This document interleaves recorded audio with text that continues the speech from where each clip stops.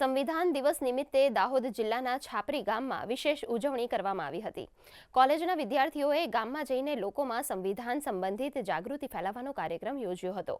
ગ્રામજનોને ભારતના સંવિધાનનું મહત્વ, નાગરિકોના મૂળભૂત અધિકારો તેમજ ફરજો અંગે સરળ ભાષામાં સમજણ આપવામાં આવી હતી.